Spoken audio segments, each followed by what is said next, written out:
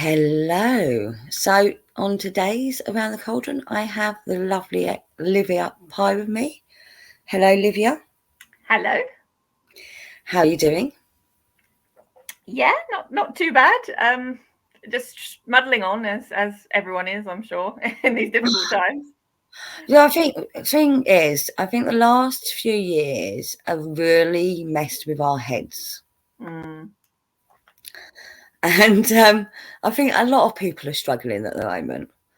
Yeah, I think they really are. And I think like the first year of the pandemic, after all the touring that I'd done with my band, Yeah. it was actually a bit of a rest. It was actually kind of like, obviously it was an awful thing, but like because we were in lockdown, I was like, okay, well, I don't have to go and do anything. And so I actually managed to rest up some of my sort of conditions that I'd sort of Yes. gathered as I pushed myself too hard. And then Too after hard. that, once 2021 came in and there was all that backwards and forwards about what we're going to do and coming out of it and stuff, it started to be tricky. And Well, then, yeah, it was that, can we do this? Can't we do this? Can we do this? Can't we do this? yeah, And it was. yeah. And it really So, started to, just sort of facing some massive fears, with vaccinations and all that kind of stuff. And I don't want to kick that off. I mean, I think on the whole I did get mine done, but I've had serious OCD since I was 7, and I worry about things that haven't been tested. So I really saw all sides of that argument, and I really oh, felt yeah. it as well. Yeah, So and it's still controversial now, and it still it causes a is. lot of arguments. It is, and I can Um, definitely see both sides. I think it was just a really difficult situation for everyone, and I think that it caused a lot of upset going forward as well, didn't it? So, I think I started to lose my mental health during that time. I think I've kind of gone through a bit of a, I don't know, an identity crisis. I've been running from some things for a long time, and it's interesting that you've asked to do an interview now, and you want to talk about what's behind my music, because it's kind of come full circle. It's quite interesting. I thought yes, I was dealing with it in a certain way, and the last 2 years has kind of blown that up for me a little bit. So yeah, I'm yeah, definitely in an interesting space as I go forward to the second album. Let's put it that way. awesome. So we should introduce you properly. So Livia Pye, you are Livia Livia, from yeah. Livia and the Elementals. Yeah, I tend to just use, like, Livia is what I use musically, but the Elementals is the kind of live act that Yes, I tour the music with, which you are well acquainted with because we've done several yes. of your gigs now. And So yeah, yeah, I think it's free. You've done 3 gigs for me, I haven't think we you? have. Yeah. Yes, Yeah, we did. We've done a couple of the Pagan Pride in the summer, haven't we? The Anglia yes, ones, and then we did a Saween one as well, which was really yes, fun. yes. So, in fact, I planned a whole event around you. Oh, bless you. So Yes, the yeah, Sareen one, yeah. you said, I'd love to perform for you on one of your fundraising events. And I'm like, oh, awesome. Let's have a cabaret night or cabaret type night. And that's Yeah, what we did. So yeah. yeah, I did. You came forward and you said, I'd love to perform for you. And And one we, of the rare occasions when I actually had all elementals, I think even plus one, I had a huge array of elementals I brought to you that night. Normally we we like, if we can get did. two, it's exciting, but So we even had up the rig for your area, area performer, didn't yeah, we? yeah, we did. No fire though. I did No, say, no, we can't do the fire. I can't afford the insurance for that one. not in a million, no. So, but it was because it was an indoor event. Yeah. And maybe, well, even so, when you add fire to any event, it ups the public insurance. Oh, I know, because I've had to insure the band and it's ridiculous. Yeah. Yeah.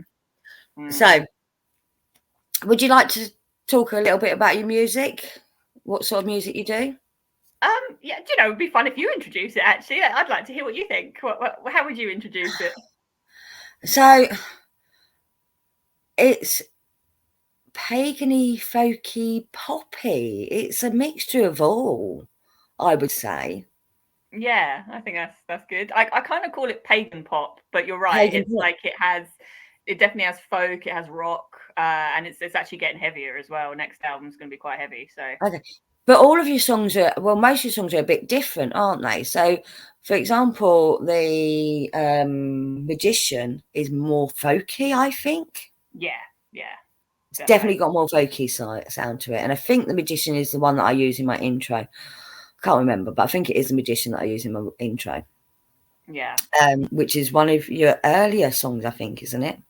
Yeah, it's first on the album. I probably wrote in about 2013. It wasn't one of the first ones I ever wrote, but it was once I started along my little journey and was finding my way into Wicca and paganism, and it was just, the song kind of wrote itself. It was really cool, and it was just like, it's one of those songs where I wrote it. I suppose I woke up at 6 a.m. It just kind of came out of me, and I was like, oh, that's good. Yeah, you know what I mean? You kind of know when in the song it's like, that's what I wanted to say. I've actually managed to say it. You know, that's good. So I'm very proud of that one. So would you say your first album, obviously there's a theme to it, isn't it? It's the Journey of the Empath. Is that the name of it? Yeah, Journey of an Empath. So would you say it is really almost an autobiography in of your path? Entirely. In music. It's entirely that. It started off, I mean, I started working with a producer in 2007, which is where this kind of craziness began. And at that point, I was very much just like a standard singer-songwriter. I was working with a guitarist. I had I was definitely pop orientated. I didn't at that point wasn't taking it into paganism necessarily. That was very early on. And I was trying to have a relationship with my guitarist, which didn't go very well. And oh dear. Yeah, no, it was a bit of but it was all, he was in a metal band, so it was a very huge learning curve for me. I started working for metal promoters in my local area, and I started absorbing very different types of music, because I've always, my background is pop and folk and a little bit of 70s rock, I suppose, from my parents, and a bit of world music. And when I started spending time in metal, I really female fronted metal, particularly symphonic metal, I just love it, and the singers there are absolutely epic, and it just really changed the way I sang and the way that I wanted to make music. So I started to really embrace more of a gothic aesthetic, and I was writing songs at that time which were a bit all over the place. I had a ballad, I had a Latin track, I had a rock song, and I wasn't entirely sure which way I was going. And like I say, I was more like a singer-songwritery kind of vibe. And then when things split with my guitarist, I had a total meltdown. And it was the music that I wrote coming out of that is actually has what kind of ended up being my successful music. And through that awful experience, I mean, it was really bad. I was nearly sectioned. It was quite serious. And oh dear. Yeah, it was a total death of the ego. It's called the dark night of the soul, I've learned these days. But it totally turned me on my head, but it also just fired up my artist side, I think, and everything I thought about life kind of went out the window, and I really embraced my inner goth. And then I started spending time in the pagan scene, and they really embraced my music, and I realized I've been a witch all along. So it was a huge epiphany for me, that whole thing. And that's why that album is, kind of very varied and is definitely autobiographical. Yeah. So obviously the first song you have on your YouTube channel was Read Your Mind. Is that about that relationship? Do you know what? I wrote the chorus about that. That was definitely a song I was writing at the time, but in the end, it's probably one of the songs that isn't about him. Most of the songs on the album are, but yeah, that one I actually wrote about the kids who used to bully me at school. Oh, okay. Okay, that makes sense. About how, when you see them years later and they kind of seen what you've done and they try and be all pally like nothing ever happened, and it's I know you're chatting shit, sorry, I don't know if we can swear on this, but no, it's fine, you can swear. But yeah, it's when you can see through people, and I guess that's maybe relevant to you, but people have wronged you and they try and pretend it hasn't happened, and it's no, I can see through you, thank you. But really, you can apply it to anything, a relationship, whatever. It's just one of those songs, isn't it? No, I sort of understand that, and I'm applying it even to this day, that I'm not falling for your bullshit anymore, and I think you have to. But I don't know with you, do you feel that everyone comes into your life for a reason? Defo. And whether it's a lesson learned or a lesson taught, there's a reason. Yeah, always. So you're either there to teach them a lesson or they're there to teach you a lesson. And sometimes that lesson is, don't put up with shit. Exactly. Don't let anyone treat you like a piece of shit. It's all there to trigger you to your higher self, isn't it? Yeah. So you said did you say you're Wiccan? Well, yeah, I've done a lot of thinking about this because I'm quite eclectic. I would say I'm pagan with Wiccan tendencies, and I think my path is kind of Celtic Roman because my family are a mix of like Irish and Italian. So, yeah, so I kind of like Venus is my main deity. I do believe in the rule of three. Your maiden mother crone really spoke to me, so that's a Wiccan thing. Yeah, and I'm witchy. So yeah, that's a bit of everything, really. To be honest. So that's me. I quite describe myself as an eclectic pagan witch, you know. So I don't know if you practice craft or not. I do, like, yeah, I do, probably not as much as I would like to, actually, because I'm usually so busy doing musical things. But yeah, I do. I'm very interested. I'm doing sort of creating spells more, and really just I'm having to, like, for my mental health, really, I've got to make some space now to actually ground and connect in a better way than I have been. So yeah, I'm growing in it, I think. And I think that's it. So, although you set off on a path, your path changes directions all the time. It does, yeah. So, I mean, I don't know if you were first introduced to paganism through Wicca, because I know that's where I was first introduced to it. You know, that's the one everyone knows about. That's the one that all the books are written about. Yeah. Yeah. Well, my introduction to it was quite random because after my nervous breakdown, I was stumbling around in the dark, really. And there's a shop in my local area called Wicker Moon. And I'd never been in it, but I'd always been interested in it. And at that point, I was in such a mess. I was like, do you know what? Whatever, like, maybe this can help. And I walked in, and the high priestess who ran it, like, she took one look at my aura, and she's like, come through to the back, babe. Let's have a chat. And really from there, and she gave me some really good books. And, you know, I think she spotted that because we always know each other. Do you know what I mean? We always know if someone's witty, even if it's not, you know, they don't know it, you know. And I think she really realized that I was someone who needed guidance, and she probably saved my life. So that was where that started. That's awesome. That's awesome. But I don't know if you, like me, I don't know if you'd done other religions before or other faiths before. Were you brought up? I was brought up pretty atheist. My dad was brought up in a very Christian family that went through a divorce in the 50s, and his dad left. And I think that was pretty much all. Like, he saw what that did to my grandmother, and that was him out of the Christian faith because he couldn't believe how hypocritical it was. So you know, it was East Anglian, small-minded. This is not against all Christians at all, because I know there's a vast array there as well. And actually, like I was saying to you earlier, Jesus and the archangels have been actually quite a big thing on my road as well. But it certainly, his little enclave was awful. So my dad kind of moved away from religion. My mum's side of the family is Italian, and so they were kind of lapsed Catholics, I suppose. But no, my mother wasn't baptized or anything, because again, my grandmother was born in Venice, but she was abandoned as a baby, and she was raised in a really awful Catholic orphanage, and so she moved away from religion as well. So I mean, so I was christened Catholic, but that's as far as it went. You know, I didn't get forced to go to church, or, you know, and that's it. I think if you're forced into something that you are not ready to accept, I think it's when people turn their back on it. But I don't think I was ever forced into it. I delved into it myself. I chose to look into it myself. I chose to go to a Catholic secondary school, for example. But it never really gelled with me. Yeah. If that makes sense. But the first time I attended a circle, I felt this is the right place for me. I felt accepted. If that makes sense. It felt right. I don't really go to circles anymore. I'm very much a lone witch now. I have made friends online, and we've connected, and weirdly enough, a lot of them have a similar ideals to me in the way of faith and stuff, you know, and it's like, oh, how have we connected all over the world, yet it's not as if I started my channel as a witchy channel. This one, yes, but the previous channel, no.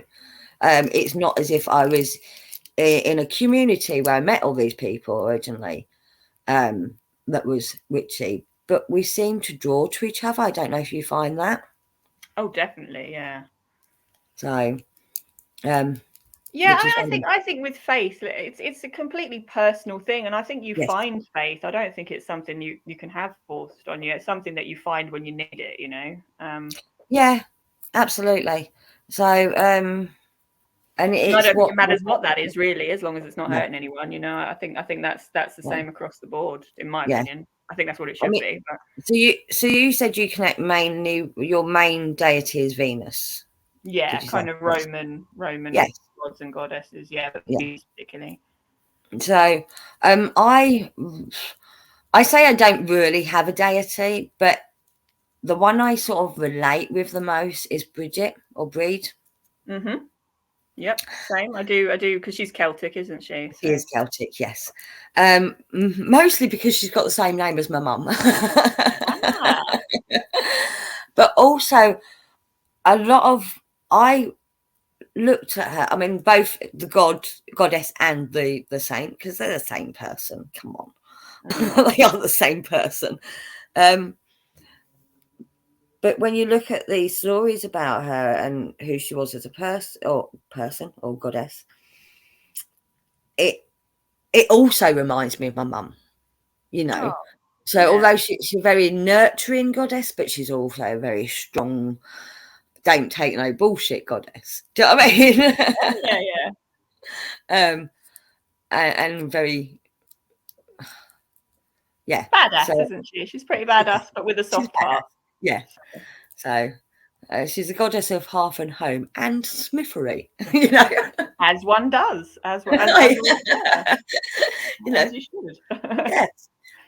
So, but yeah, I think if I was to connect with one, that would be the one. But I don't try to connect. I work with the elements more than anything else. Yes, well, obviously I do, as you know. So, but that's something that someone can't deny exists. Yeah. The elements are there. We see them every day. You know, I mean, I kind of forget to say that that's what I do, but I'm all about the elements, really. It's kind of such second nature. I don't even like bother to mention it most of the time, but it's like I live in that realm all the time. Like, I'm an earth sign, I'm a Taurus, so for me the best way to relax and unwind is in greenery, always. Well, strangely, I'm Scorpio, which I believe is a fire sign. No, you're a water sign. Oh, I am a water sign. Yeah. That will make sense then, because I do like being around water. Yeah, that would be very calming too. Oh, Scorpio, dark and mysterious. Interesting. I might have guessed that you're a Scorpio. And very passionate. But the thing is, once I get onto this part, you know, once I decide I want to do something, I'm very passionate about it. And we met through Pagan Pride. Yeah. Which was my baby. Oh. And it was very much, and I was a control freak. Still am. Scorpio and Taurus have a lot in common, you see. So control freaker is definitely one of them. Well, it was, no, you're not doing it right. You need to do it this way. Yeah. This is my project. You need to do it the way I want you to do it. No, I'm not at all like that, lol. Maybe ask the elementals, I don't know. Maybe don't ask the elementals, probably best.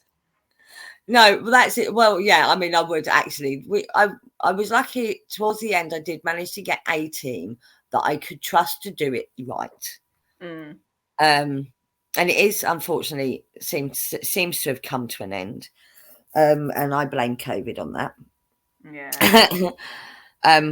I'm in an errand about starting it up again, but starting up again means building up from the bottom again. Yeah. Building up a team again, because my team's lives have moved on in the last few years to the fact that they can't be committed. I was very lucky to have you met them both. You met Hazel and Sarah. Yeah. And they were my rocks. You know, they were awesome. But I'd had other team members previous to them that I'd say, right, can you do this for me? And they'd say, yes, I can do that for you. And 3 weeks later, I'm chasing them up and they haven't started doing that for me. And I can't work like that. You know, as much as I procrastinate, and I do, something as important as that, I can't procrastinate on, because you have time limits, you have schedules. You know, if you're organising an event in 6 weeks' time, you need to start on that event. Yeah. And have that event ready to go 3 weeks before the event actually happens. Yeah. You know, because then you can iron out any pieces. It's difficult, isn't it? I mean, you know, it's certainly been an interesting journey with the elementals as well, because like obviously people do what they do for me around lots of other things, and yes, and you know, you know, you have to accept nobody's commitment is going to be the same as yours because it's your project. Yes. But I've been very lucky. I mean, sensationally like talented people, and you know, for a good few years we really were able to be very consistent, and I'm very grateful for that. But you know, like you said, you know, things move on, people move on, people need to do their own thing, and you know, you're constantly having to change and adapt, and that is difficult when you've got commitments as well. So I totally feel you. I do understand. Yeah, and you probably understand it more than anyone does, because although, like you said, I mean, I don't know, are your elementals volunteers, or do they get paid for the gigs that they attend? And When we obviously, start, yeah, I mean, if we get paid for the gig, then everybody gets paid. It's, you know, not always the case. Certainly, everybody started voluntary. As we've gone on, so the 2 girls I have as my core team now, we kind of mainly do paid stuff now. So, yeah, a new girl joined called Asher. I don't think you've met her.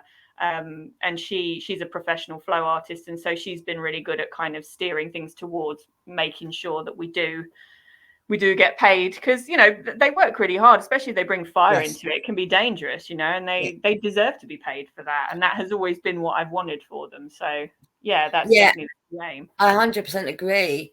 But I think when you've got volunteers doing it like you had initially, you do have to make leeway for the fact that, you know, something's getting in the way. But if you're getting paid to be somewhere, you've got to be there.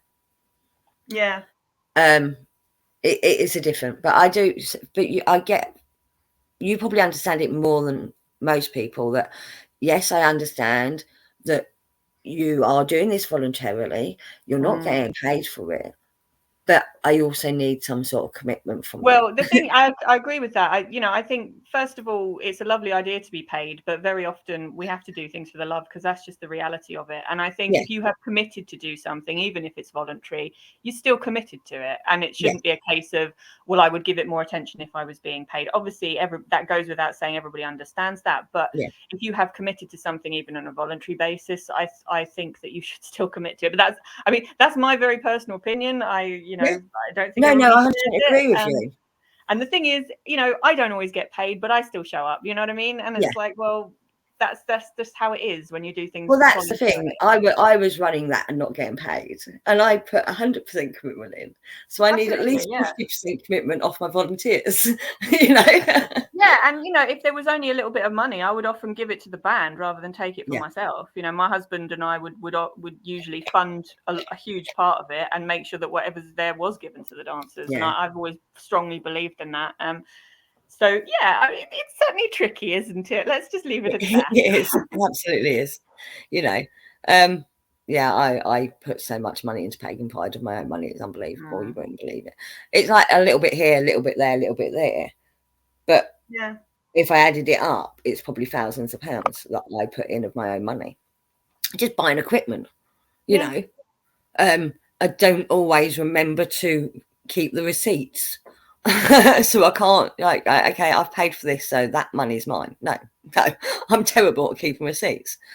So like I said, I must put in thousands of pounds of my own money over the years that I was running it.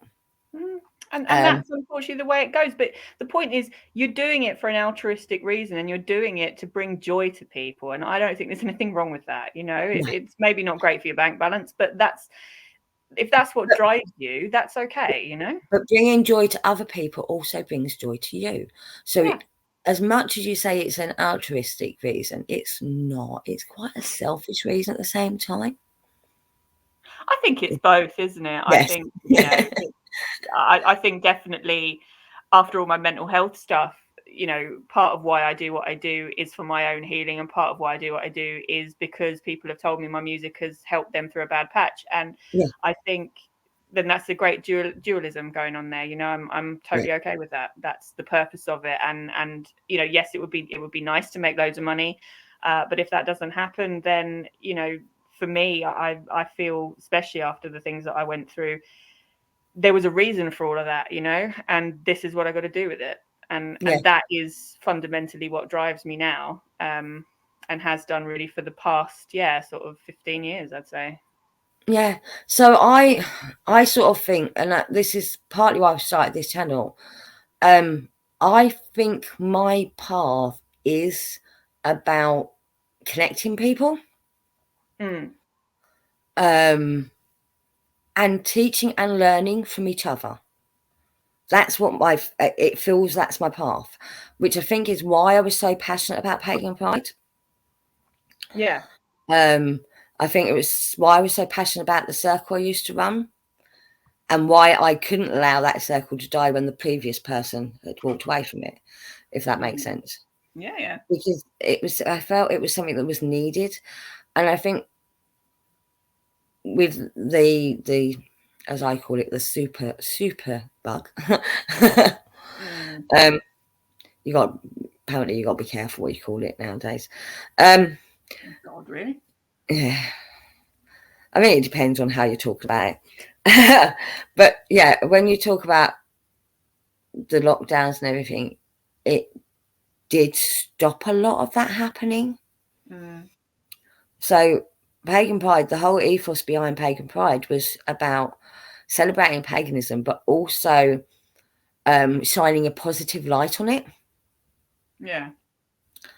So that people that didn't know what paganism was about could learn that it's not all old ladies with crooked noses casting spells to turn people into frogs, which is a stereotype.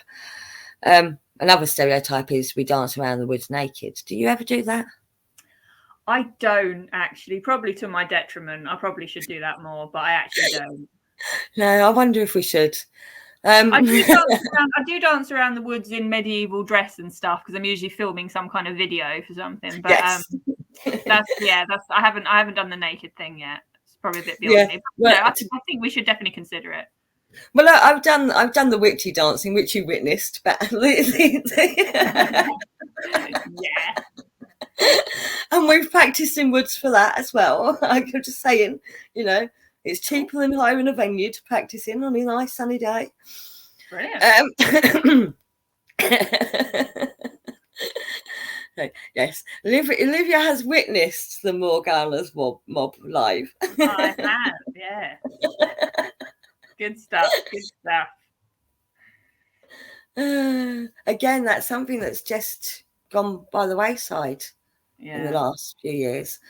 And I know a couple of us really want to start it up again, but none of us have got the oomph to get it started up again, if that makes sense. Which is horrible. Yeah, I mean, I think that's happened with the band to a degree as well. It's like we were in such a great groove of practice, gigs every weekend, practice, and then another gig and stuff. And then with the pandemic, it's been difficult to get to sort of start that up again.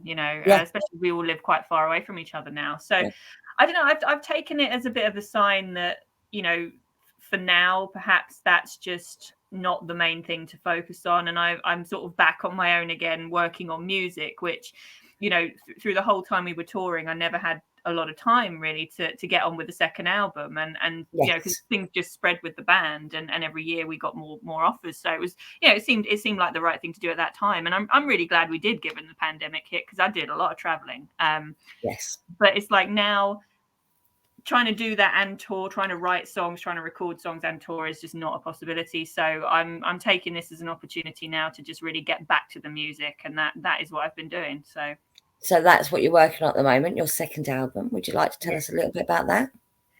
Yeah, so it does have a title already, and I am kind of telling people it's called Warrior of Light, and it's taking a heavier turn because, like I said to you, I worked in the metal scene for a while. I've always loved that kind of music, but it's still going to be pop. It's not going to be heavy metal. But I am working with a producer at the moment who's produced for bands like Slipknot and Bullet for My Valentine, and so it's not going to be that heavy. But he really gets what I'm trying to.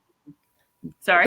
Bullet for My Valentine, isn't that classed as an emo band? Yeah, I guess they're emo rock or something like that, aren't they? So but Slipknot's obviously very heavy. But so he totally gets what I'm trying to do, which is great. So the songs that we worked on together so far have got a heavier edge, which is fun.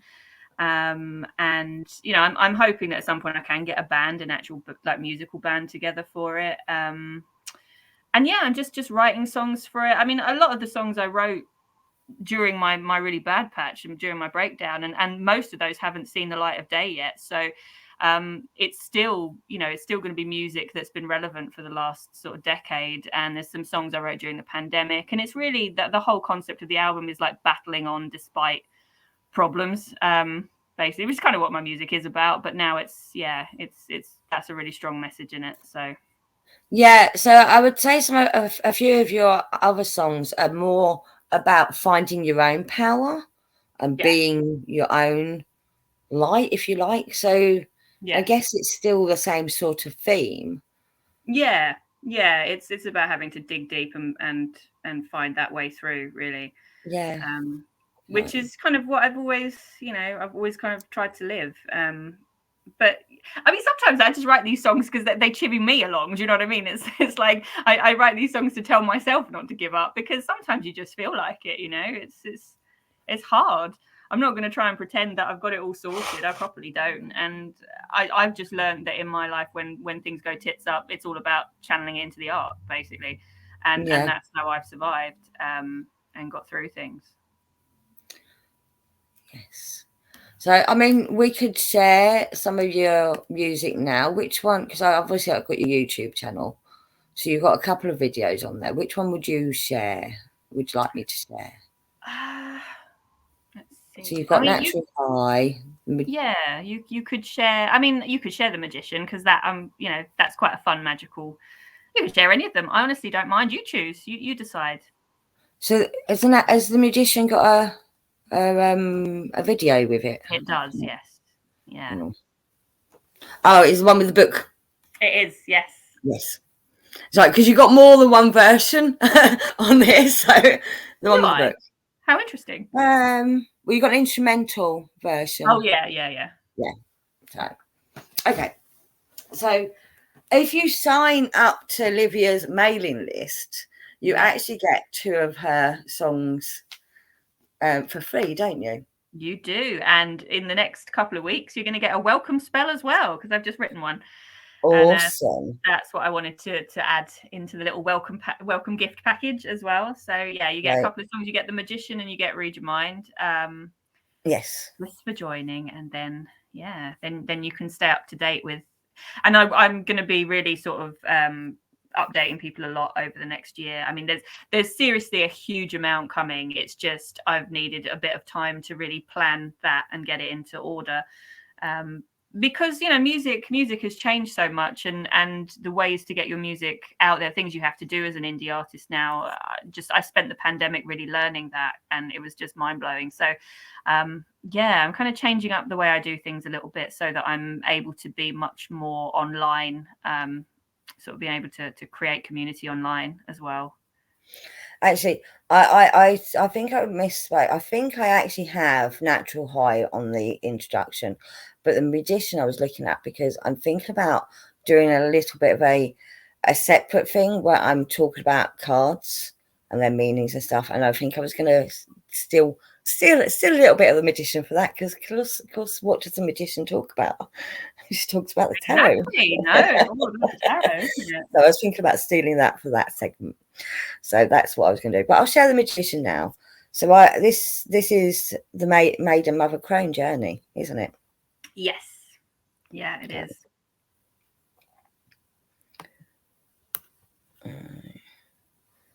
Oh, hang on, let me that's not going to work. That annoys me. Oh, you can see I'm really well organised. I was just going to say, I think you're doing, like, StreamYard baffles me, so I think you're doing great. So let's put it full screen. This is a magician. Oh my God, Hendrika, this is so snazzy. You and I are going to need to talk about, because I have to StreamYard for some things, so I need your brilliance. Oh, I've been doing it too long now. That is clever.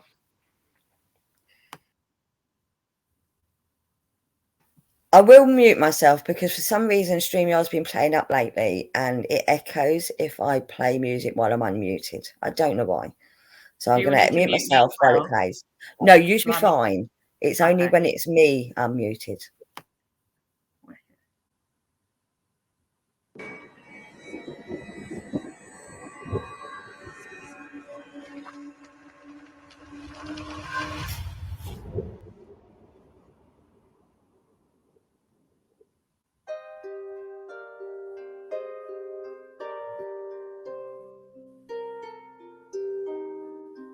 There once was a girl, a musician by trade, set out on a mission to sing come what may. She walked 1,000 miles, a direction to see, to find 1,000 answers for all she had seen.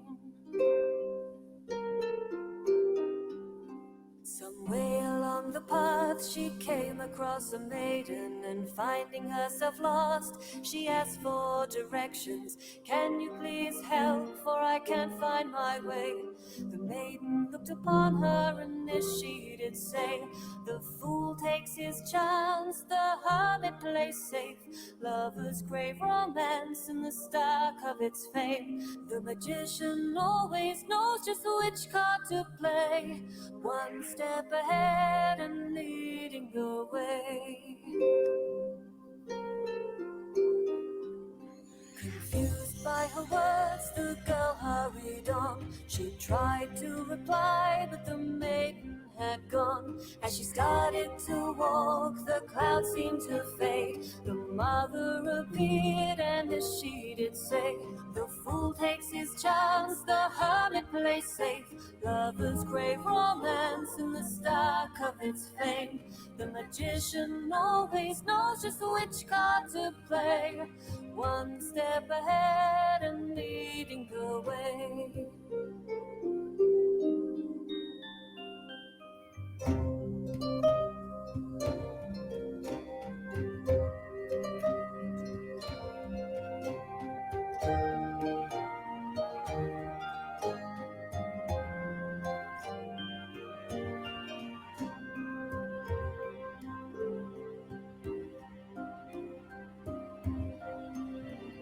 Approaching the cliff top, she found herself alone. A cloaked figure ahead revealed herself as the crone. They stood side by side and looked out to sea. Then the crone turned her head and she said to me: the fool takes his chance, the hermit plays safe. Lovers crave romance in the stock of its fame. The magician always knows just which card to play, one step ahead and leading the way. The fool takes his chance, the hermit plays safe. Lovers crave romance in the stock of its fame. The magician always knows just which card to play, one step ahead and leading the way. We'll be by your side in this unfolding game. For remember, my dear, we are one and the same.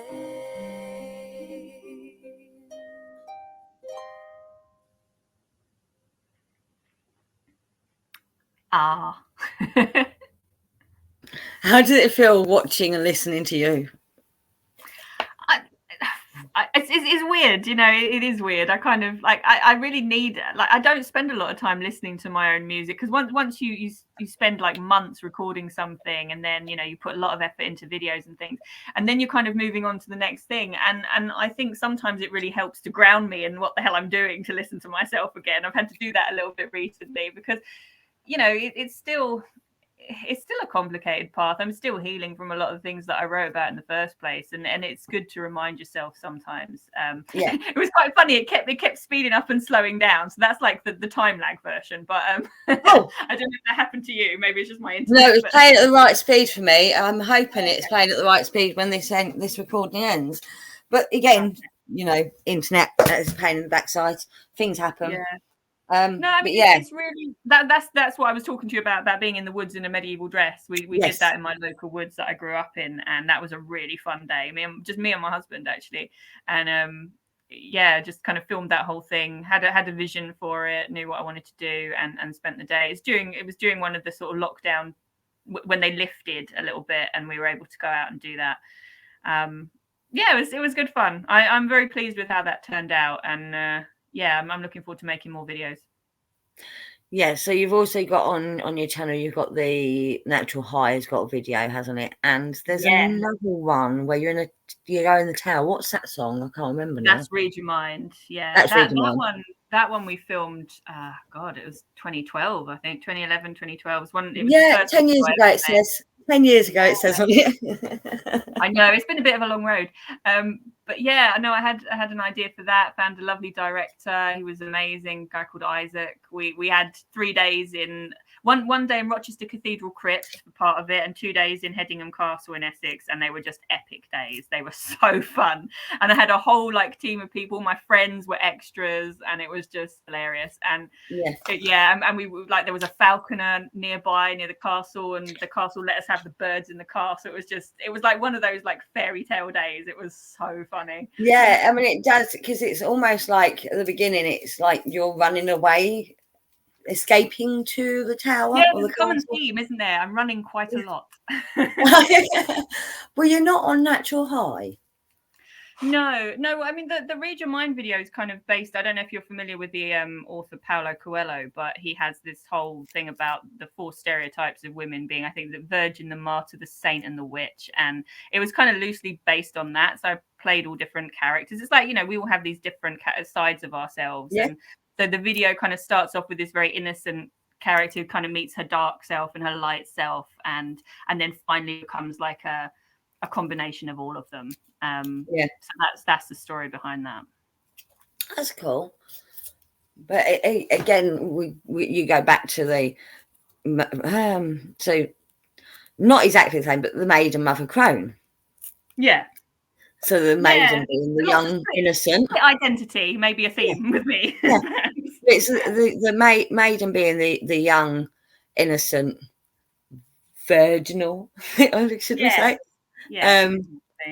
Yes, and then you've got the mother, which is the nurturing, and you don't actually have to be a mother to be in the mother stage of your life. No, that's right. You can nurture anything. Projects, nurture your business, nurture your cats, home. dogs. Yeah, for sure. But it is it's that nurturing side, and I think most of us have some sort of nurturing side, and then you go on to the crone, which is your old wise person. I think officially I'm crone. I'm not sure where the wise part comes in, but I'm definitely you're pretty wise. I don't know. Sometimes I'm a fool.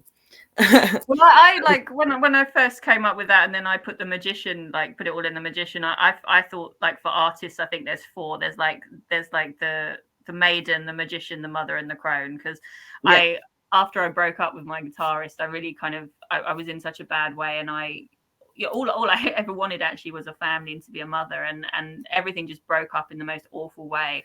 And I suddenly found myself thrust on this artistic path, which wasn't at all going or didn't make any sense. There was no roadmap to it or anything, and I was like, okay, maybe you just need to be the magician first, right? This is what you got to do for now.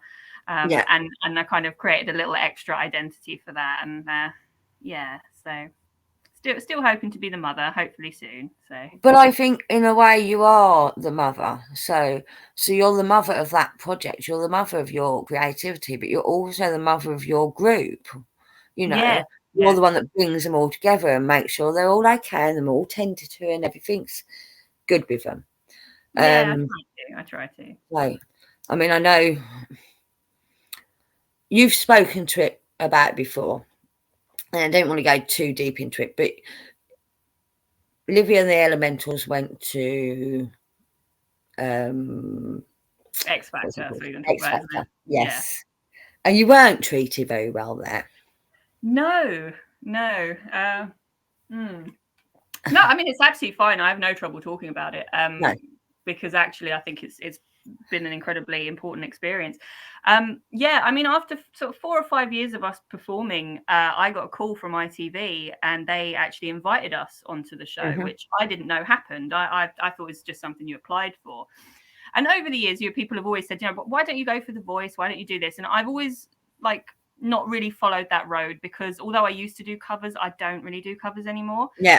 Or only occasionally, and so I didn't really think it was the right place for me. But when they invited us on, I thought, well, okay, we'll go. I talked it over with the band. We weren't 100% sure. Another band on our circuit called Victor and the Bully got invited at the same time, and we kind of made a pact with each other. We'd keep each other informed on how it went. And we went to the initial audition, and that was a really great success, actually. It was in some offices in London.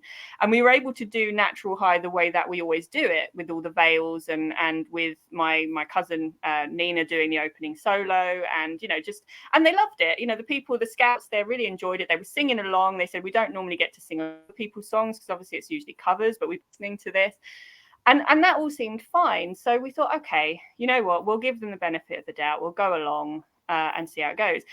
And that's where everything kind of got crazy, because from there on, they started to try and change what it was we were actually going to do on the day.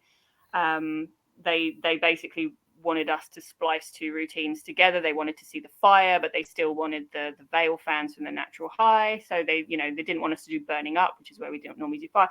So in the end, we were actually doing something a little bit different to what we normally do anyway. But the guys, you know how they are. I mean, they themselves admirably, but the whole experience was just such a shambles. I mean, it was we were left there for 12 hours.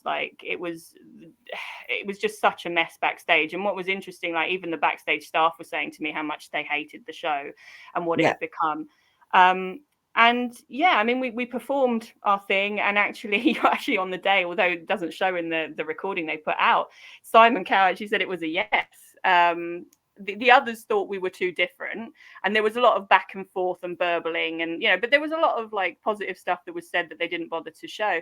And obviously you've seen what they've put out. It's just a complete it's a completely false edited thing of it all being cut out of order and it looking like Simon stopped. As none of that happened. It's complete nonsense.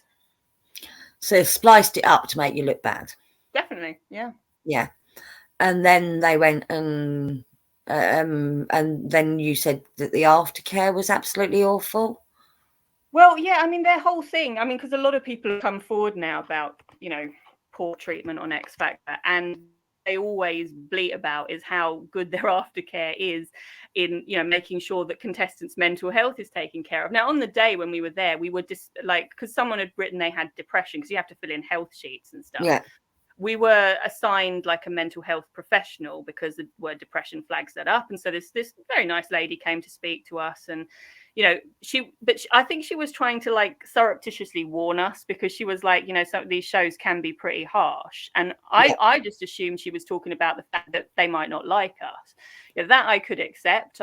We're different, we're alternative. I kind of half expected that, really. And as an artist, you've got to be prepared for that. What I didn't know that they could do was manipulate a piece of footage so much that it actually doesn't resemble anything that happened. And so when she was dispatched to us and she was kind of subtly trying to tell us this, I was like, okay, that's interesting. And then with what happened, although what happened to us wasn't what was shown, it was still quite an unpleasant experience. They were still very rude to the dancers. Robbie Williams was really rude. He was quite nice to me, but he was very rude to the dancers. And So it wasn't a great experience. So a couple of days later, I got a call from this sort of this mental health person, and this is their after check, basically, to see how you are. Now, I missed that call because I was already on the way to another gig, and she said, if you've got any concerns, please get in touch with your point of contact at the show, and that was that. Now, given that I know my point of contact at the show is part of the stitch up, I'm not going to ring them if I'm upset. No. No, the fact they left a voicemail message, nobody bothered to check that I hadn't replied. Yeah. I could have been hanging from the rafters. And they didn't care. And that's what they call aftercare, is it? Yeah. So I have, I have my doubts on that one. And basically what they call aftercare is just ticking some boxes that they've done, the bare minimum. But I mean, that's just the surface of the shenanigans that were going on, and I ended up giving evidence against them in a government inquiry, and the show got axed. I'm not going to say that was just down to me. There was a really brave contestant called Zoe Alexander who came out, and her story went viral because hers had been much higher profile a long time ago.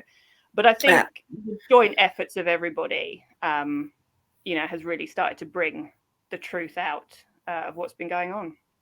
And it's shocking. But Britain's Got Talent is still going. Yeah, and that's run by all the same people. And I don't know if you're familiar with a belly dance troupe called Jadoo's Jingles. They're kind of in our scene. They dance with Sprig and Mist. They had exactly the same thing done to them on Britain's Got Talent. Right. And that's the thing, isn't it? So we see these reality shows and what you're seeing is not reality. And now I've seen you perform on 5 occasions, 3 of them for me and 2 of them for Pagan Pride in Nottingham. So I know what your performance is like.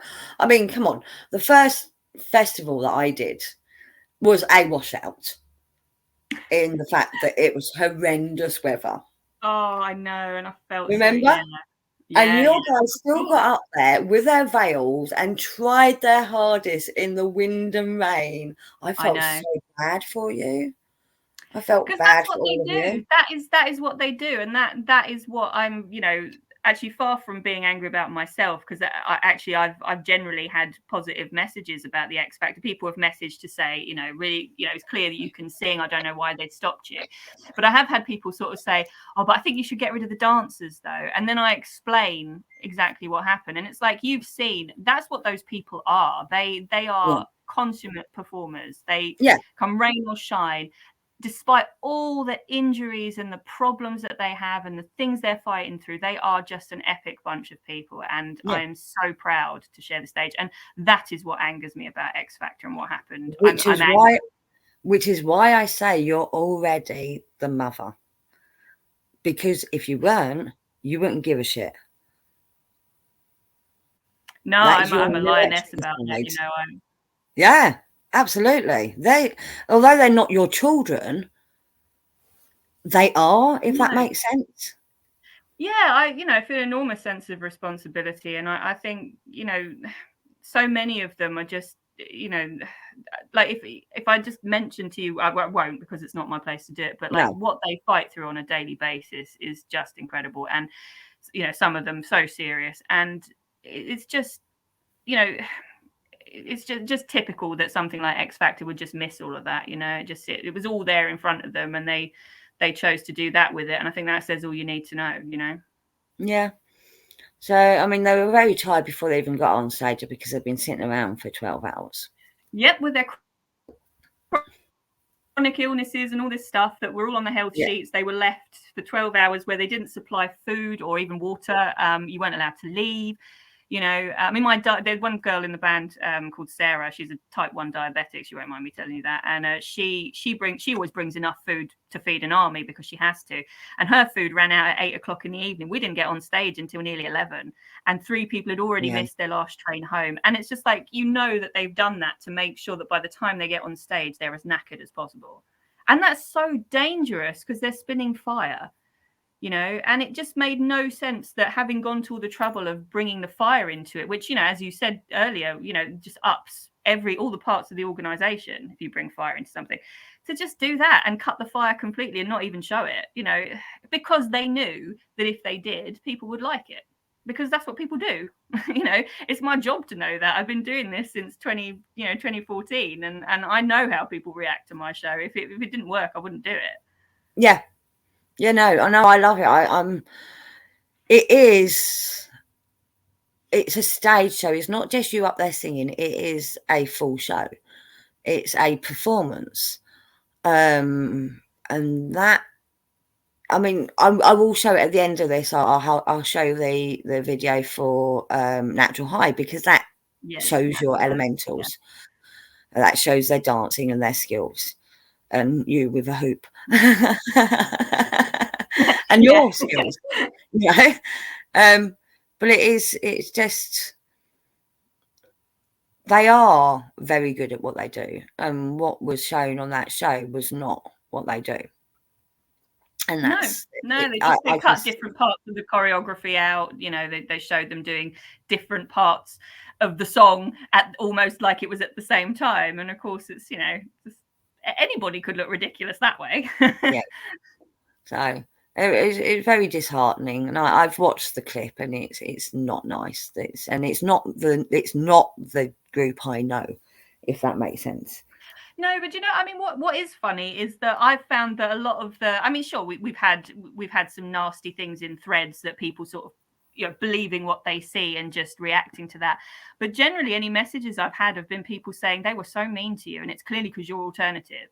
Or people saying, you know, I actually would like to hear more of that, or, you know, and so when you explain about it, I actually, in a certain way, think they actually maybe shot themselves in the foot a little bit with it as well, because I think it doesn't speak a lot to their credibility if somebody who can sing is treated that way. It's like whether you like the stuff or not. You know, so I don't think it's been as bad as it might have been. I just think it's not been great. It's not healthy. As they say, any publicity is good publicity. Yeah, I think it's certainly, you know, it has had some good points to it. I think it has introduced certain people. I think it could have been, you know, could have been a lot better, and that is a frustration, obviously, because I work really hard at what I do, and I don't need it to be treated that way, especially when, you know, there's so much good we can do with it. But that's, you know, I felt like the goddess was leading me to be there, and now I know why. And everything X Factor is what I stand against, you know. And so it's just another part of what you got to battle through. That's it. It's giving you a chance to shine the light on the negativity, to say, look, this isn't awesome.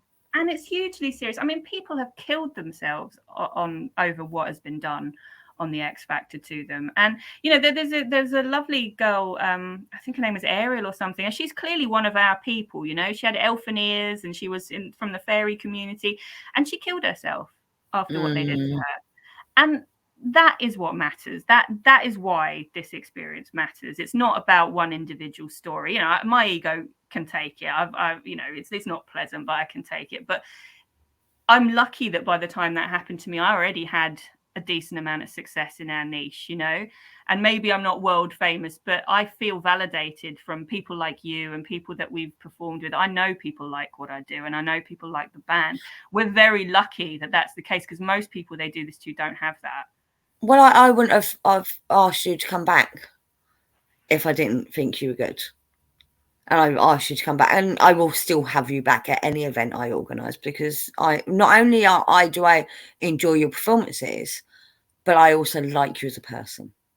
Oh, well, I love you, Hendrika. We will always come. We will always come and perform for you. Always. No. We don't do love. No. Okay, fine. No, but we have an enormous amount of respect for you, and, you know, you fight hard to put on your events, and unfortunately the weather is always pretty inclement when we do, but we'll always do it. Because, you know, the second, I recognise. Sorry, second event, the marquee went over in the wind, didn't it? Oh, that was hysterical, wasn't it? Apart from the fact it landed on a child, that was awful. But I think I just come to the end of Karmic. I think. Pardon? Sorry, go on. Yeah, go on. Carry on. No, it was bad that it landed on the child. The child shouldn't have been behind the marquee at the time, but it still was bad, and I was worried about him. He was Yeah, no, fine. I'm sorry. I wasn't sure if that did happen. I just remember someone thinking that it had. I wasn't No, sure. it had. It had. Bless him. Yeah. He was fine. Right. He had a bump to his head, but he was fine. Yeah. The first aider that I had employed was never getting employed again because he was awful. He was useless. So yeah. I just remember that we got to the end of the set, and because it had been like we'd seen on the forecast it was due to rain, and we just managed to get to the last song, and then all of a sudden the heavens opened while we were doing Karmic, and then the horizon disappeared as the top of the marquee went over my head, and I was like, okay, fine. Yeah. So because you were performing at the time, and I think I'd popped into the loo, or I might have been getting ready to go on for Morgana's Mob. I don't know. But I wasn't actually... I'm literally here, there and everywhere at these events, yeah? Making sure everyone's okay. But at that exact moment in time, I wasn't outside. Oh. I didn't see it happen. So someone's come running and found me, and I'm like, oh, shit. Because it was the marquee's gone over and a child was hit by it, and I'm like, oh fuck, yeah. You know. It was just bizarre, wasn't it? It was really I don't know. It was just like one gush of wind. That's all it was. Yeah, it wasn't even. It was one gust and it took the whole thing. But I was just like, okay, it's because Serpentine are on the same bill. Like Serpentine and I have played on several, like we played in Warrington 2 years in a row for a guy called Mark Ollie for his medieval festival, which always rained as well. Like despite the enormous amount of work he put in for this wonderful thing, it was always peeing with rain. And so Serpentine and I know that when we're on the same bill, shit's going to go down, you know? Right, from now on, I'm never having you in Serpentine again. It's just, you know, this is what happens. We end up having to get rainwater out of their speakers. It's just, that's the way it goes. No, I mean, to be fair, the first event, though, the first Pagan Pride, I had people that didn't even make it to the event that were supposed to be. They didn't even get all the way there. They were running late and all sorts happened. I think, weren't you even running late? Probably, yeah. Yeah. The second event went awesome, apart from that one gust of wind. Yeah. Because it started and stopped. It was only like 2 minutes of rain. It was literally 2 minutes of rain and that gust of wind. We did take the back off the marquee, so there was no parachute for it. Because I think that's what happened. There was a back to the marquee and the wind just went into that and it parachuted it. And we did put about 100 more pegs into the ground. The marquee did get damaged. The marquee is still damaged because one of the bars bent. But I haven't needed it since, so I haven't replaced that bar. But it is replaceable if I ever need it. It's in my loft. No, the bars are in my kitchen. The canvas is in the loft. They were too heavy to lift up to the loft. So my house is literally Pagan Pride equipment everywhere. Well, so mine. I mean, every cupboard is full of some sort of elemental prop. So yeah. It takes over your life for sure. It does. My overriding memory of that, other than the marquee going over my head, was I had a new elemental join us called Rebecca, and she was fantastic. And she was from America, and she came. She was living in Belgium at the time. She came over 3 times that year to perform with us. She was that keen. She was just. I remember her. Excellent. And she just, as soon as it went off, she grabbed all the props and hot-footed it inside. I was like, genius girl. That she had the wherewithal to think of saving the props. I just. You can stay. Yeah, you can stay. No, I remember meeting her. She was lovely. And we had so many, so we're going down memory lane here, but we had so many great people and they were all volunteers. So not only were the people running it volunteers, but all the performers were volunteers. And I had amazing performers. So I had you guys, I had Serpentine, I had another couple of other bands. And I also had the belly dancers, of course, Morgana's Mob, which were the stars of the show. We really weren't. Morgana's Mob is a bunch of witches that dance with broomsticks. we don't take it seriously. Because none of us are professional dancers, but we have fun. You danced to The Circle, didn't you, by Blackmore's Night? We did. Yeah. Yes. That was the Maypole dance. Mm. That was good. We did put a lot of effort. We put a lot of effort into designing the routines and practicing the routines, but we're also not professional dancers. So as much effort as we put in, it's never going to look professional because we're not professional dancers. A couple of them are belly dancers. Yeah. But what we're doing is not belly dancing, so you can't even say that, their dance experience works for them because they're not belly dancers.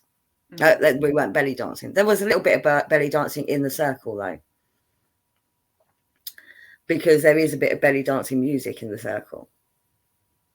Yeah, one of your belly dancers is really good. I've just, her name escapes me at the moment, but I think it begins. We got Claire and Jackie. Yeah. So I don't think Claire was there for the event because I think she'd broken her leg, if I remember rightly. So it would have been Jackie.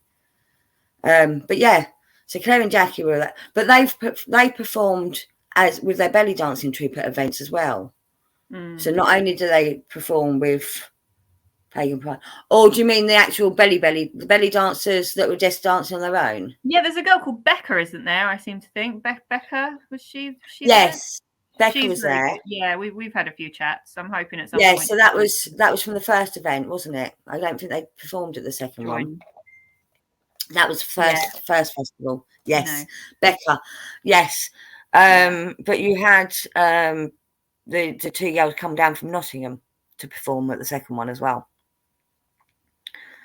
So the first year I had the team from Nottingham with me, didn't I? Yes. Which was great.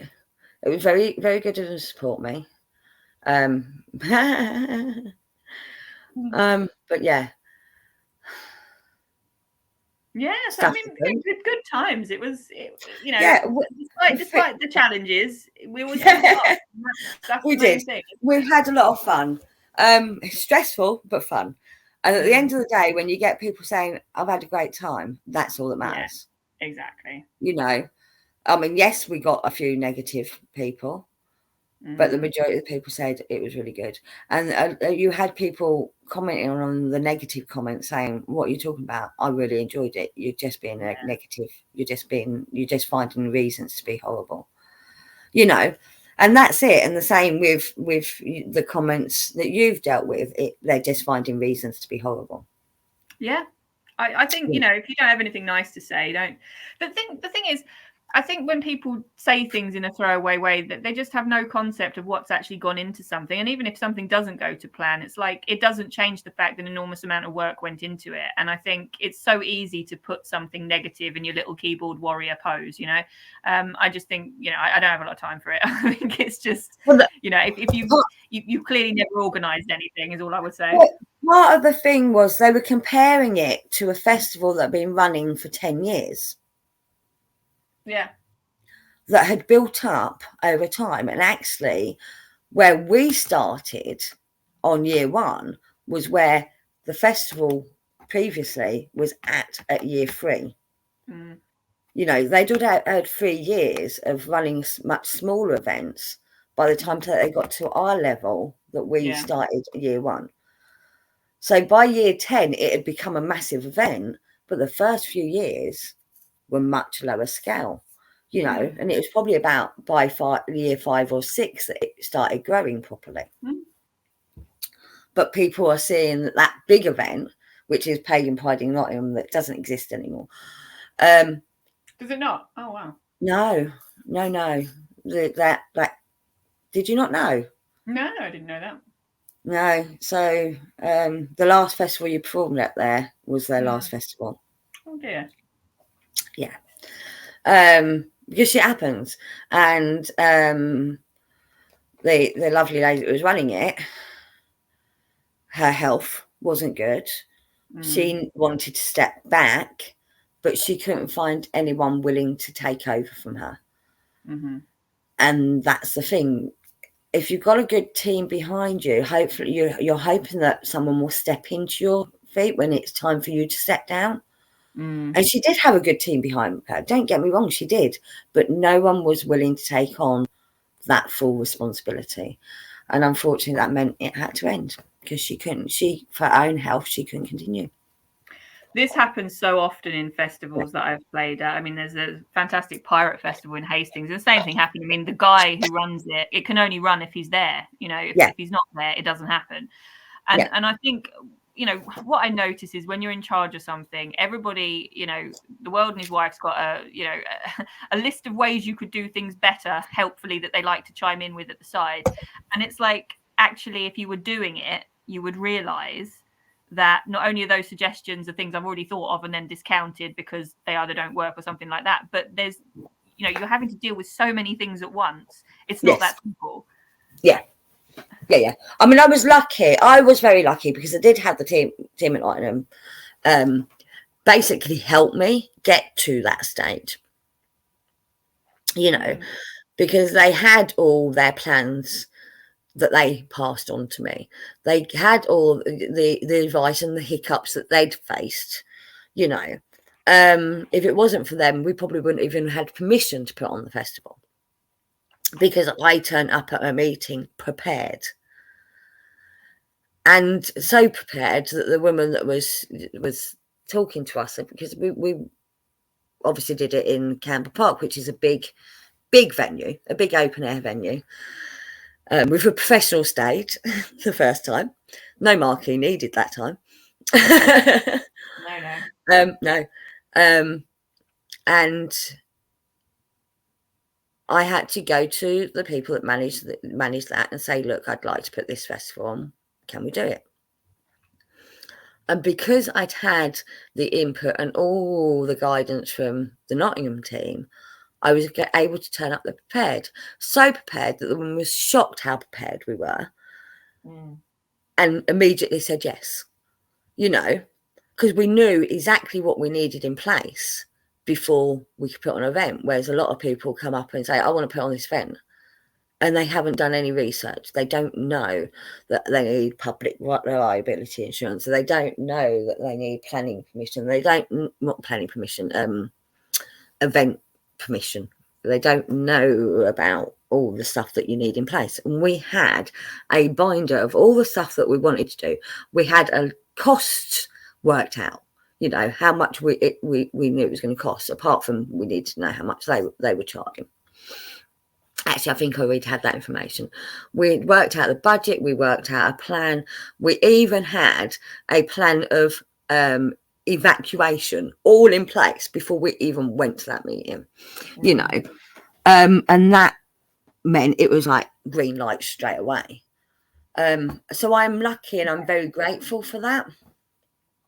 And I have a house full of equipment because of that, you know, because they did, when they stopped. So our festival was the last Pagan Pride that's actually happened. I think South is still doing. I don't know. I think South might be running. And London has the parade, don't they? Yes. It's not a festival, it's just a parade. Is that right? That's right. Yeah, I think so. Yep. I lost you. Sorry. Yeah. That's all right. Reception, it just went a bit funny. But the last Pagan Pride UK event was actually the one that we held. Yeah. And like I said, I do miss it. I think I would eventually like to get back to it, but now's not the right time. And I honestly feel that now's not the right time. I don't think. You'll know when it is. But I don't think necessarily just for me that now's not the right time. I think for the world in general, now's not the right time. I don't think we're ready to. I mean, I know events are going on, but I don't think they're getting the turnout that they were, and we didn't have much. You know, I know people that have, because I obviously used to do craft fairs as well, and that was actually something I did with Pagan Pride. We did a few craft fairs, but I was doing them separate as well. And I've spoken to people that are in the craft fair world that are going to these events, and she said even the big events where it's costing you hundreds of pounds a day to have a stall and not getting the turnout to warrant that price. Yeah. And I think that's something we will have to eventually grow back used to going. We got to get back used to going out. We've got to get back used to going to events. And I know like concerts and gigs and all that lot, they're still selling out. But I think smaller things are. I don't think the world is ready to make that step yet. And that's how I feel. I'm not ready to make that step yet. But no, I think that's very wise. And I think it's very true. No.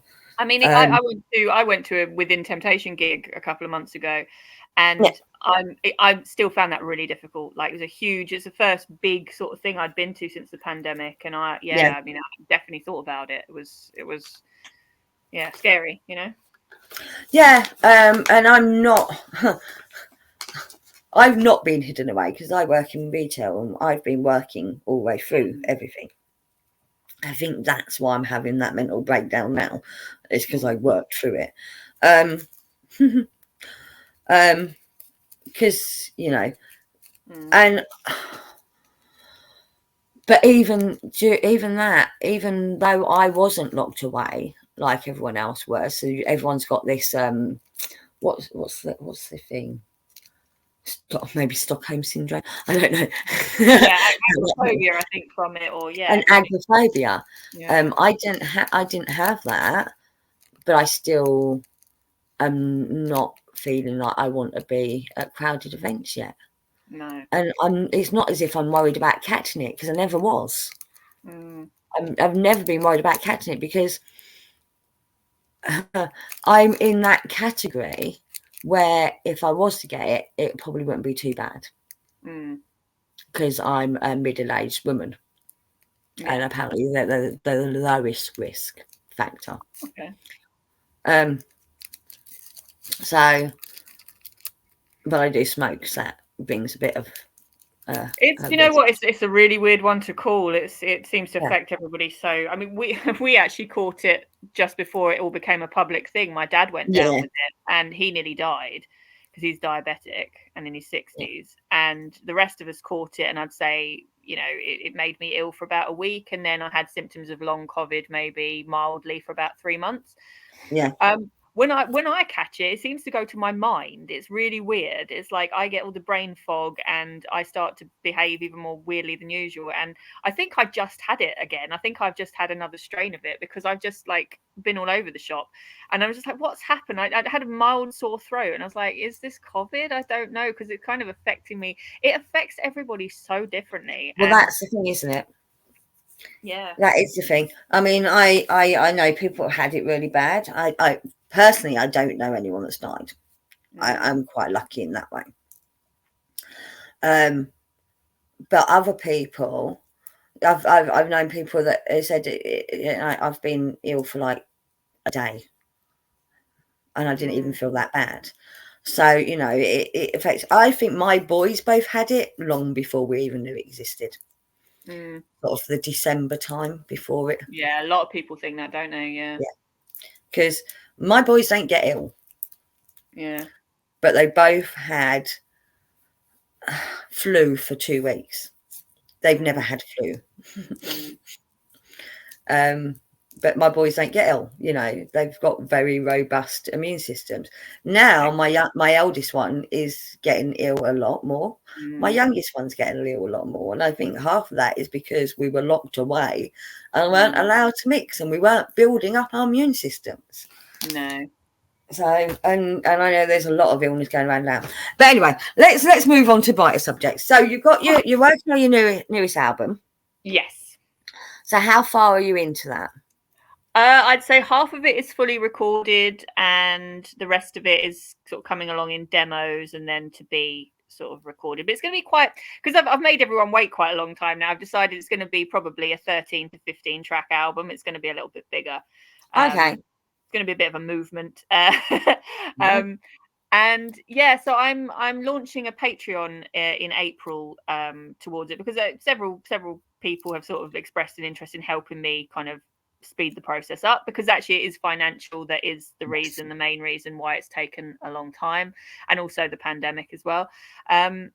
So I sort of was looking at crowdfunding options, and I found Patreon, and I thought that was one of the best things, because I like the idea of being able to create a bit of a community as part of what I do, and offer some slightly different things as well, not just the music, but, you know, be able to do some Zoom hangouts with people, do some live concerts for the patrons, and things like that. So yeah, I'm very interested in that. So I will be doing a launch event on April the 7th.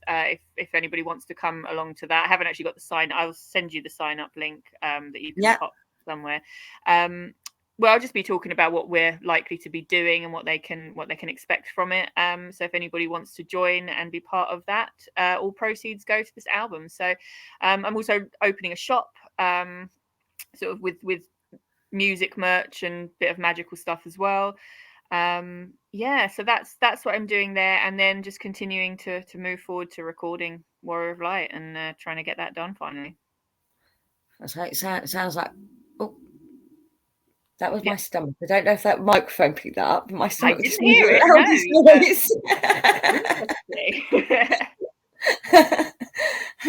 Oh yeah, very loud noise. It's digesting the toast I had about 3 hours ago. Fair enough. So, but yeah, no. So you open your album, you got your Patreon. That you're April the 7th, did you say? April the 7th will be the launch event for it, and then that will be where it sort of it opens, people can join, and for about 2 weeks, sort of that will be the opening. Obviously people can join in after that, but there'll be special sort of bonuses for people that join in those 2 weeks, like a founding members discount and stuff like that. So I'm going to give away a new song, a completely unheard song.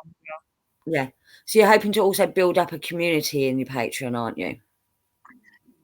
Definitely, yeah. We'll have Zoom hangouts. We'll have a Discord group talking about magical subjects. Some of my followers sort of wanted to know a bit about life on the road, some anecdotes from gigs and stuff. We just talked about a whole load here, but people have expressed an interest in wanting to hear that kind of subject talked about more, you know, some interesting gig stories and stuff. So yeah, there'll be a lot going on, and it's all new tech to me, so it's I feel like I've sort of brought a bit of like hell on my own head, but I'm really excited to do it. I'm doing a fantastic job of self-sabotaging myself actually at the moment, but it's fine. I will pull it all together, I'm sure. And and yeah, I think I'll probably release a new single in the autumn, probably in time for Mabon, one of the songs from the new album called Battleborn, which I've been working on with this guy Matt that I told you about, who's the producer. It's a big kind of symphonic metalish pop kind of number. It's gonna set the tone for where the album's going, so I do want to release something new this year. Awesome. I'm looking forward to it. I really am, because I do love your music, and like I said, everything. Although there's some similarities in some of the songs, there's also a lot of differences. So you've got so many different types of music already on your first album. Like you said, you've got ballads in there. You've got the one we played earlier on is very much I said folky. It's got that folky sound to it. Yeah. Whereas the one that I'm going to play at the end is a little bit more poppy. It is like new age pop, isn't it? I guess Natural High is kind of like that. Because I don't like to be. I'm not a sort of in a box sort of person. I like to be free to roam around. I know, like people, the advice at the beginning was always, pick a genre and stick to it. I was like, no. Well, so you're not only an eclectic pagan, you're also an eclectic musician. Yeah, I do like to mix and match. I've been very lucky. My musical background is incredibly diverse, and I'd like to draw on that and bring what I hope is something interesting to people. You know, that's the purpose of it. Yeah, I'm looking forward to it. As soon as you got your Patreon, let me know, and I'll promote it at some point. Because I really would like to get as many people behind you as possible, because I think you're worth getting behind. So, thank you. And yes, everything costs money. Everything costs money. It. I mean, recording studios don't come cheap. for starters. No, they really don't. And I'm really lucky. I work with these producers. Two of them are chart producers. That, you know, there's Matt, like I said, is the rock guy, and then there's a guy called Simon Ellis who's like won Brit Awards and stuff. He's been a musical I director. know that name. Yeah, he's like big in the sort of 90s pop and early 2000s pop, S Club 7, Spice Girls, worked with Britney Spears. He does a lot of pop stuff, and he found my music on MySpace in like 2010 and asked if I would like to work with him, and I was just like bowled over because I was like, yeah. And because I love the Spice Girls, let's not go down that road, but I was Jimmy, right, we're not friends anymore. Sorry. Can't be friends with someone like Spice Girls. Oh, come on, though. Where do you think the elemental ideas come from in some ways? You know, it's all like, you know, lots of fun, colourful stuff going on. There's a little bit of Spice Girls in there. No. No. I mean, I guess there's a bit of girl power, but no. Yeah. No, okay, fine. But anyway, he's you know, he's a well-known producer, so I was really lucky. I started working with him. He wrote Karmic I wrote Karmic, but he produced it, and Playing with Time and Ghost Ship and a couple of others, and we have a really great like rapport. He's fantastic, and so he's produced a couple of songs on the new album as well. So I think it's probably the first album ever to have like a Slipknot producer and a Spice Girls producer. I'm pretty sure that doesn't happen often. Now, so I think that's kind of fun. I'm sorry, but so Spice Girls, S Club 7 and Slipknot. Yeah. Told you, eclectic. That's me. So, I mean, for people that don't know who S Club 7 are, because I do have international viewers. It's not everyone's cup of tea, I would imagine. They're definitely a kid pop band. Yeah, but I mean, Simon's, you know, credentials go a long way back before pop. It's just that, you know, those particular bands were very chart commercial success.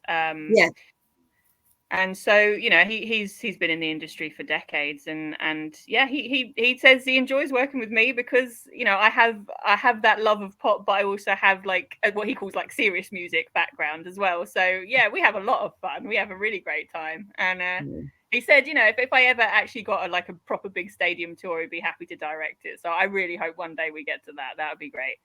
Yeah. Again, I would clarify, when I say kids pop music, it's the pop music my son used to listen to when he was 5 years old. Yeah. That's S Club 7. I like a bit of pop, you know. I'm a pop girl. I like pop. Yeah. Oh, don't get me wrong. I mean, I probably know as much as I dislike. I won't say hate. I dislike the Spice Girls. I literally taught my son to say Spice Girls were rubbish as his first sentence. That's how much I dislike the Spice Girls. They're not for everyone. I still know every word to every song because you couldn't avoid them. No. I mean, the thing is, for me, as a 13-year-old, when they came out, you know, it was what they were saying that I, you know, really resonated with and was incredibly helpful for, as a girl who was being bullied, to hear, you know, it's all right to be yourself and it's okay to be, you know, whatever you are. And I think their message was very positive. And I was the target audience, you know. So yes, you were, and my stepsister was as well, and she loved them. That's why I disliked them so much. So she loved them so much that she cried when they split up, you know. I was very sad as well. Yeah. No, she proper full on cried and grieved. Well, because you know, it meant a lot to us, and they taught us all that friendship was really mega, and then suddenly, but of course that's the realities of life. You know, you can be very good friends with people, but you can find yourself going down different roads. That's very real, you know. And we do. I mean, I don't think I'm friends with anyone I was friends with as a kid growing up. I've made recent contact back with someone, but again, we haven't built that friendship back up because we change, we develop, we move on. And like I said, people come into your life for a reason. Yep. It's either a lesson learned or a lesson taught. And being in a band with people is incredibly intense. I mean, I've learned this myself. You know, it's you can start with all the right ideas together and have definitely the same direction, and then, you know, the experience is so intense, and then, you know, your own needs and everybody's ego gets in the way, and everybody's problems, and, you know, so it's hard to maintain it, even if you started off as the best of friends, you know. Yeah. Oh, and the same could be said for running a group for a festival. There's definitely No, I'm sure. Yeah.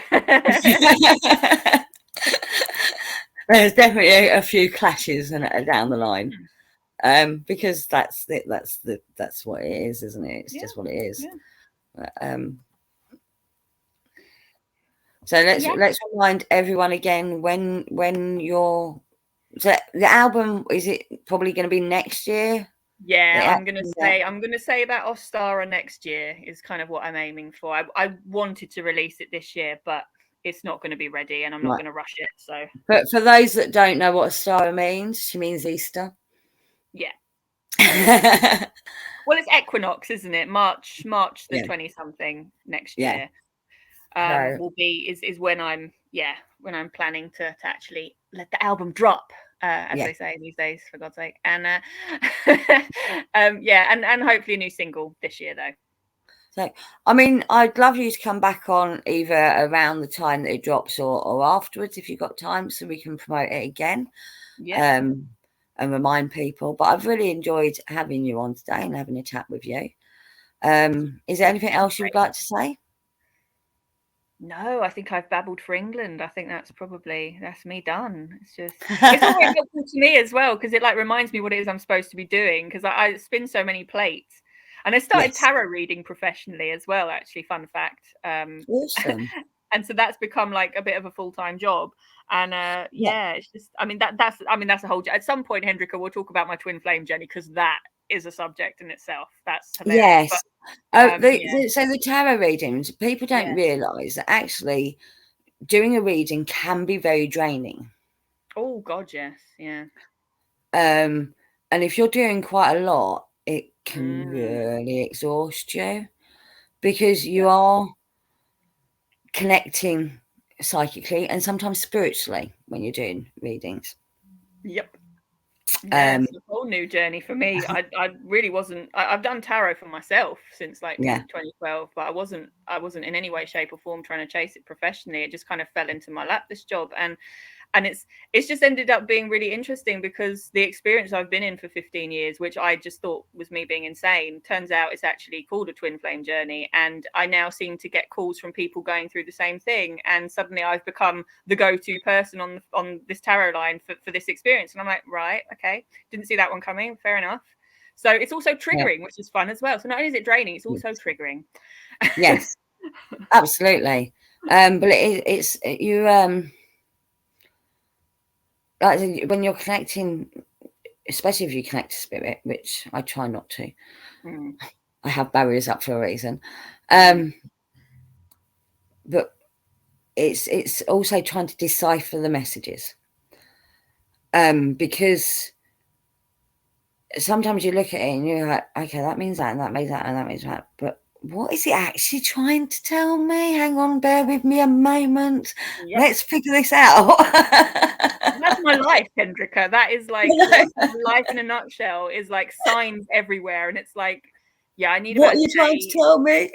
Yeah, exactly. And this is why I was losing my mind, but that's fine. Yes, absolutely. It's why we're all losing our mind. And on that note, I think we're going to end now, but I'm going to end with your song Natural High. Okay. Wonderful. So my lovely elementals. And this video shoot was great fun. This was good. Apart from the fact that I got locked out of my hotel room. But anyway. Oh, did you? Where did you record this? Well, in a whole load of places, actually. The fire bit's done in Brighton, and that's where we got locked out of our hotel. So the stuff on the pier with me and the fire people and stuff, that was all Brighton. And then there was Painshill Park in the Crystal Caves. That was for the water bit. And the earth, as Hampstead Heath Pergola was for the earth bit. It was just beautiful places. Just found some really epic little locations for this stuff. So it was good fun. Yeah. So this is where you get to see the elements in the element, if you like. Yeah, that's right. Rather than what you saw on. Yeah. No. Yeah, that TV show. Let's not mention that again. Let's not even. Yeah. Poor.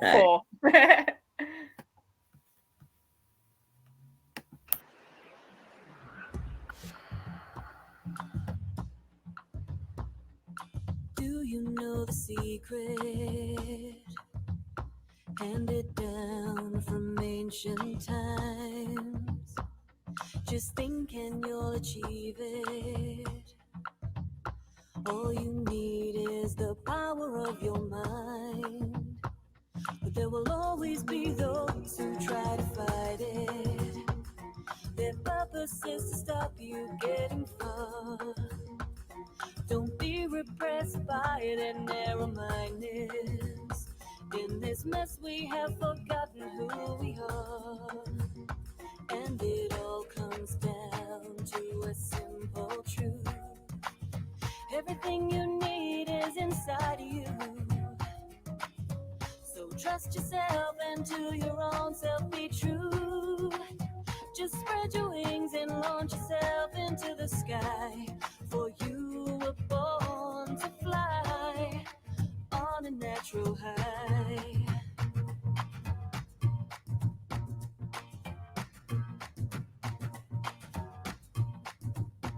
So you know you hold the key now. What are you going to do? Believe and you'll create how. Your future begins with you. And though you may not always want to see it, and yes, there will be sacrifice to make.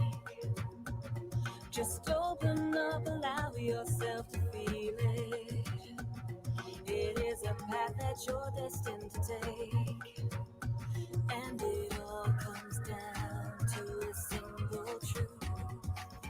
Everything you need is inside of you.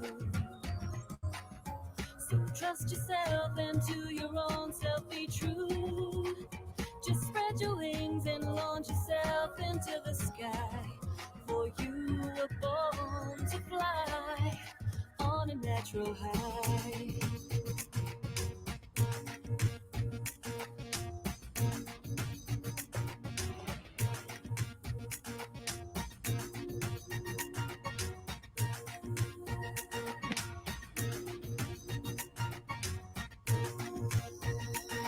Life is but a journey, a labyrinth of to's and fro's. Ship from sometimes troubled waters, destination unknown. Do not be discouraged if you don't know where to start. For the answer, it is easy. Just look into your heart. Everything you need is inside you. So trust yourself and to your own self be true. Just spread your wings and launch yourself into the sky. For you were born to fly on a natural high.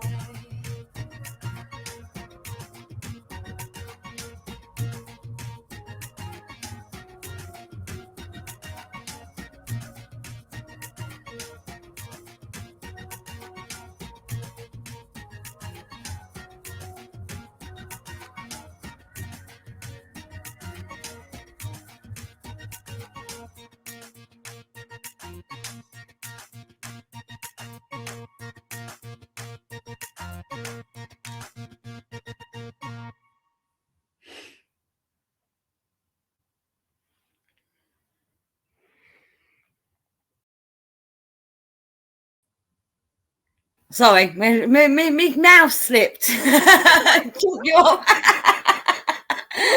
that's fine.